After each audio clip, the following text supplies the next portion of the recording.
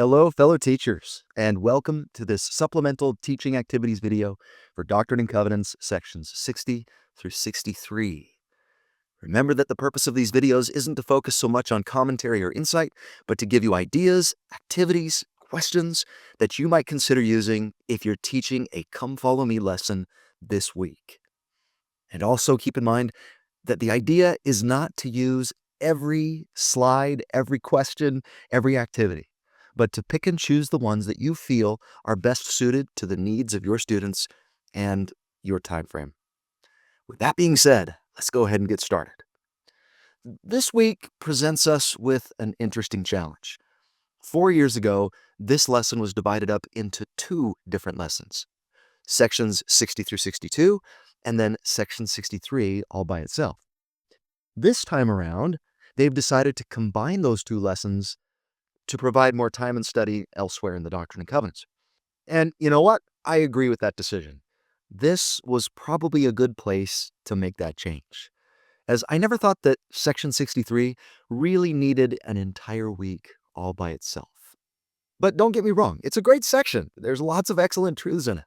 But I just don't think it's significant or unique enough to merit its own week of study. But that's just my opinion. What that leaves us with then is the challenge of deciding what material we're going to want to cover this time around and what we're going to leave out. So for this supplemental teaching activities video, I've decided to narrow it down to 3 specific lessons that you could share. 2 of them come from sections 60 through 62, and there's 1 from section 63. So here we go.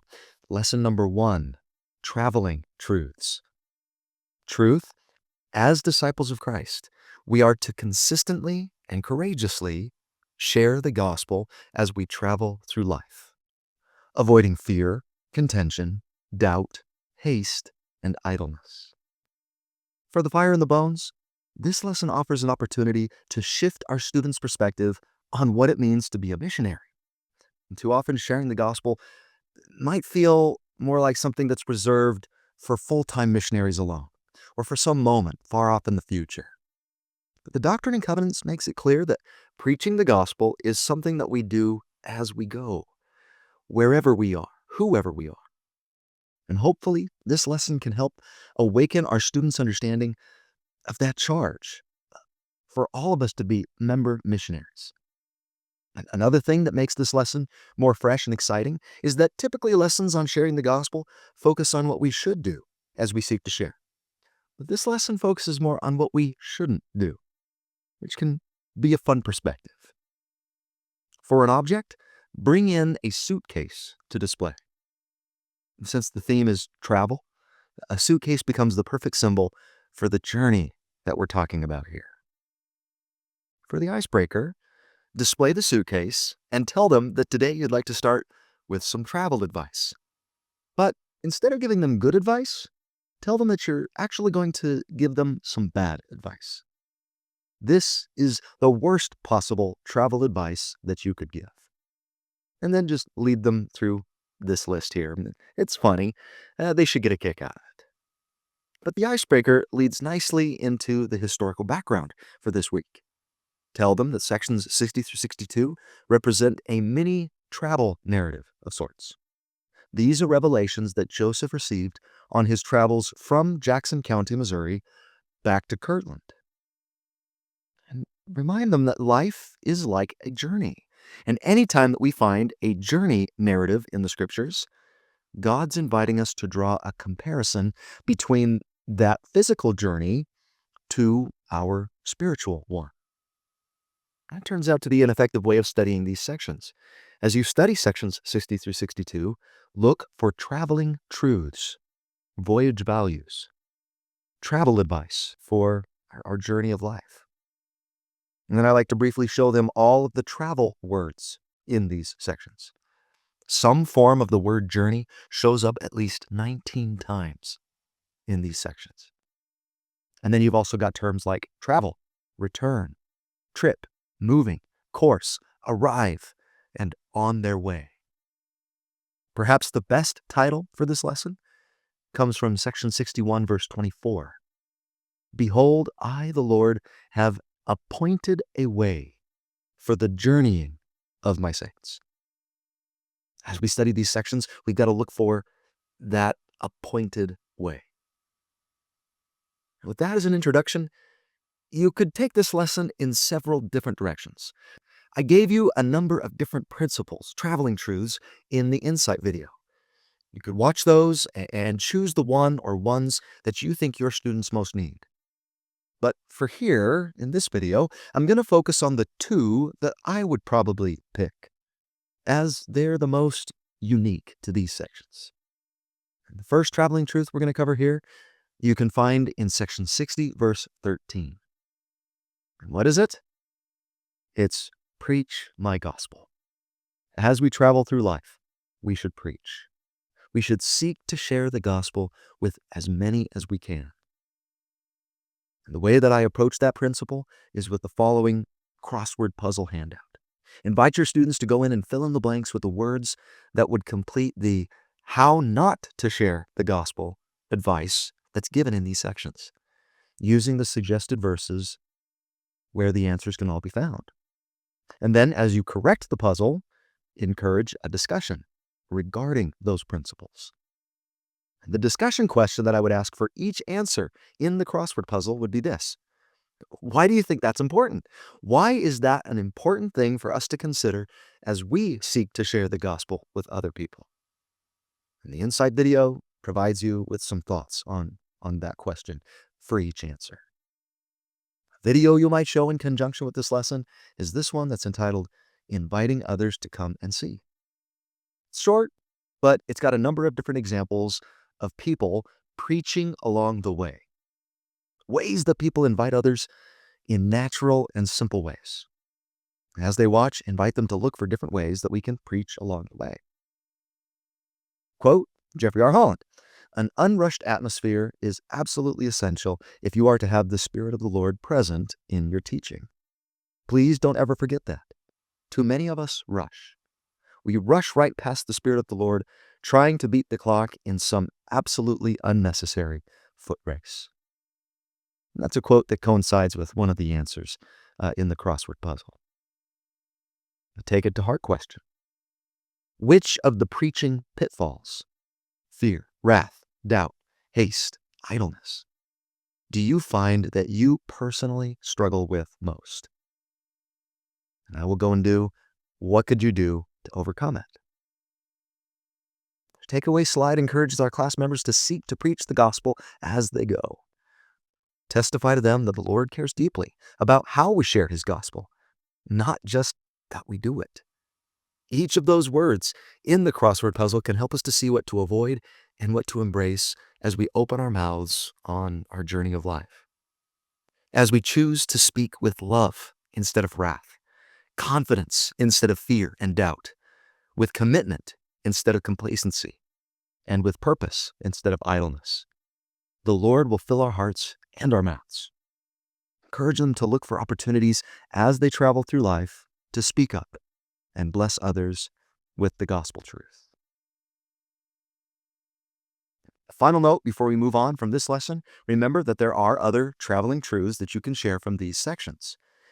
If you had more time in a lesson, you could very easily share one of those as well. For example, you could share the speed up, slow down principle. Don't travel alone. Be of good cheer. Or the remember God's mercy principles. And there are ideas and insights and activities related to each of those concepts in the Insight video. But if there were just one other principle that I had time to teach this week from sections 60 through 62, it would probably be the following. Dangerous waters, specifically from section 61. Truth, beware of dangerous waters. Avoid places where you might be tempted. A fire in the bones for this lesson is kindled as we realize the dangerous and perilous times that we live in. There are very real spiritual dangers that surround us, even though the waters of temptation can sometimes look deceptively calm and inviting. We get a chance here to act as spiritual lifeguards, pointing out the hazards and encouraging caution and restraint. And we want them to understand that the gospel doesn't restrict joy, but protects it. The object I would bring in is a life jacket or a flotation device of some sort. That can serve as a reminder that we need to be careful around dangerous waters, and that God provides us with ways that we can keep ourselves safe from the risks that lie just beneath the surface. For an icebreaker, I might tell a story that illustrates the dangers of rushing water. And this is new this time around from the Insight video, a different way of introducing this lesson. In the past 10 years or so, I've discovered an interest in and a passion for technical canyoneering. And that's the practice of exploring canyons with the use of ropes and harnesses and rappelling devices. And anybody who's ever done any canyoneering in Utah has probably heard of the Kolob Creek tragedy. In 1993, a small group of Latter-day Saint youth and leaders set out on what was supposed to be an adventurous canyoneering trip in Kolob Creek Canyon, which is a beautiful but remote and narrow slot canyon in Zion National Park. And I actually descended this same canyon with my brother just last year. And it was absolutely amazing. But we went when the water was very low, just a trickle, really. But in July of 1993, the conditions were very different. The flow is controlled by the release of water from the Kolob Reservoir, just a few miles above the canyon. And at that time, communication between the national park and the reservoir authorities was minimal at best. And the group was given permits by park rangers who didn't realize that the reservoir was releasing a high volume of water from the dam at that time, making the canyon far more treacherous than usual. Actually, ridiculously treacherous. When I did it, the CFS, if you know what that means, was at 2. When this group attempted to descend the canyon, it was at 30. Now, regardless of the national park's issuing of the permit, having done it myself, it would have been very obvious from the top of the canyon that conditions were not good or safe for descending at that time. The roar of the water would have been apparent. But despite warnings and the clear evidence of high water levels, one of the adult leaders, who was experienced and well-meaning, decided to continue the descent, believing that they could manage the risks. As they entered the canyon, though, the force of the churning water proved overwhelming, and one of the adult leaders was swept away, trying to descend a portion of the canyon and drowned in the powerful current. But, after you've rappelled down into the canyon, there's really no way out except to continue down canyon or wait to be rescued. So the leader of the group decided to try and continue down. And at a subsequent rappel, he descended into a pool below a surging waterfall and was dragged by powerful currents under the water and never resurfaced. Now, after that, the one remaining adult leader who was left decided that they just needed to stop and wait to be rescued. So there they stayed, stranded, huddled together on a small ledge for 5 days before rescuers realized that they were gone and were able to locate and lift them out of the canyon. Now, this heartbreaking story stands as a sobering metaphor for spiritual danger. Sometimes the path ahead might look exciting or even normal on the surface, but unseen forces are at play, currents of temptation and spiritual risk that can quickly take us further than we ever intended to go. Like that leader at Kolob Creek, we may feel confident or capable or immune, but dangerous spiritual waters are no respecter of persons. The wise traveler will heed the warnings, humbly turn around, and stay safe on higher ground. That story, I'd then take the opportunity here to explain the historical background behind section 61. Explain that in these chapters, Joseph and a number of other brethren were making their way back to Kirtland after visiting Jackson County, Missouri. And that journey required them to travel down the Missouri River, which had numerous physical and spiritual dangers associated with it. I talk a bit about that in the Insight video. But at one point in the journey, one of the canoes that the men were traveling in capsizes, And at another point, one of the brethren had a terrifying vision on the river. So Joseph orders the men off the river and receives this revelation in response to their circumstance. Before I moved on, I'd probably take this opportunity to dispel the Satan controls the water myth that seems to still be floating around out there in some church circles as a result of this section. But you can point out the numerous verses in this section that seem to contradict that notion. And then verse 14 suggests that we are to view the warnings in this section in a much more figurative than literal light. So a fun discussion question to ask here would be, why is turbulent water a good symbol for Satan and his kingdom? You can check out the Insight video for my thoughts on that. And then show them the following verses to highlight the Lord's advice for what we should do when we encounter dangerous waters, or spiritually dangerous places or circumstances. 61:4 through 5, 61:15, 61:18 through 19. The answer there is stay away from them. Steer clear of places where Satan really does have power. Another discussion question then. Can you think of any examples of dangerous waters? Environments or places where temptations abound and Satan's power is evident. Some of the examples that I gave were sitting alone with unfiltered access to the internet, certain parties, bars, casinos, dance clubs, or spending a lot of time with the wrong group of friends. These can all be examples of dangerous waters. You could then use the illustrations of Peter going to Caiaphas' palace or Joseph of Egypt fleeing from Potiphar's wife to highlight the importance of following this advice. And then for a final search activity, number off your students from 1 to 4 and assign them a verse. They're to look in their verse for advice on how to avoid dangerous waters. 4 assignments are 61:10, 61:37, 61:39, and 62:1. A video you might show in conjunction with this lesson is entitled, "Blessed and Happy Are Those Who Keep the Commandments of God." It depicts a story told by Elder Von G. Keach of the 70, who talks about running into a group of surfers on a beach who are complaining about a large barrier stretching across the mouth of a bay and keeping them from enjoying the larger waves just beyond. As they complain, an older gentleman with a pair of binoculars approaches and invites them to examine the barrier a little closer.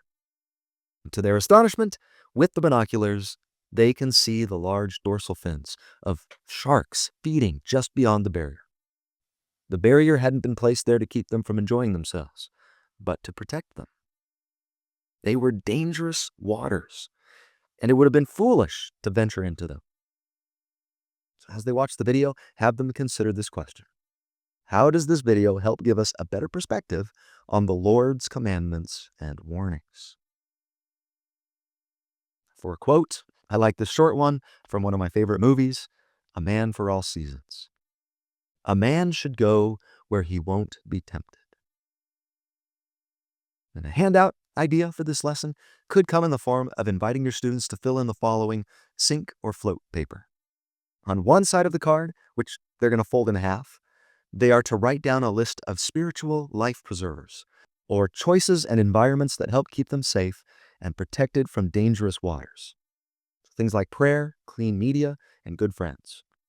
And on the other side, under the label currents that pull me under, have them list choices and environments that are spiritually risky and can lead to spiritual danger. Invite them to place that card in their room or someplace that they will frequently see it in the next week as a reminder to stay away from tempting circumstances and places. A take it to heart question. Have you ever ignored a warning, spiritually or physically, and regretted it? What did you learn? And then have them ponder, are there any dangerous waters you've been wading into lately? With an I will go and do question, what is your plan to avoid them in the future? The takeaway slide can help our students to remember that spiritually dangerous waters are real, and at times, just like the waters in Kolob Creek on that tragic day, might seem manageable at first glance. But if we ignore the warnings, if we underestimate the current, we can quickly find ourselves in over our heads. That tragedy wasn't just about a canyon. It's a reflection of what can happen when we walk into temptation thinking that we'll be the exception. Invite your students to be humble enough to turn back when the Spirit prompts them to be wise enough to stay on solid ground, far from the edge. And then promise them that they'll find peace, protection, and strength through Christ if they do so. Their lives will be preserved.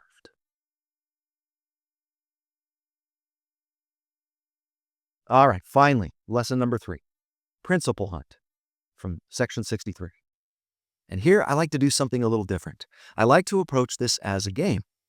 Keep in mind as a teacher that variety is an important concept to consider. And the principles that are taught by this section are many and varied. And so it lends itself well to this kind of an activity. I'm not going to go into great detail on the instructions or the gameplay here, but I invite you to review that in the Insight video. I go into great depth there. But in short, this game is called the grid. In it, the class is divided up into teams, and each team is given this piece of paper with all of the possible principles written on it. They're also given a small whiteboard and a marker to write their answers on. And you, as the teacher, present them with a verse or verses from the section. Their challenge is to pick the principle on the principle sheet that they feel is the best match. Whichever team can raise the correct answer first gets a chance to choose a square from the grid. Behind the squares, they'll find either point values or instructions that can be either positive or negative for their team. Whichever team has the most points by the end of the game wins. That's the game in a nutshell. And it's really fun. It's been a class favorite for years. And since the game would be taking center stage for this lesson, it doesn't make much sense to provide you with video, quote, or question ideas to accompany it. However, I do think that you should be prepared as a teacher to discuss some of the principles that are highlighted in the game. Probably wouldn't have time to have a deep discussion about each one, but I would pre-select a few that you would like to emphasize. Instruct your class that you're going to put the game on pause for just a minute and talk about the principle that they just identified. The Insight video goes over a lot of discussion ideas and cross-references for each of those principles that you might want to use as you play this game with your students. Although there is another way of approaching this that you might want to consider if the grid game idea seems a little too juvenile for the age group that you're teaching. And in that case, I would probably still display the list of principles and ask them which they think are the best match, but then prepare to have a short discussion about that principle with your class. And the nice thing about that is that you can choose which principles that you wish to focus on by directing them to those particular scripture verses.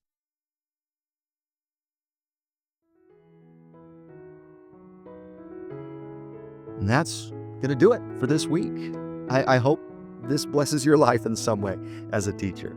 I hope it inspires some of that fire in the bones as you prepare to teach. So thank you for spending this time with me. Now get out there and teach with power.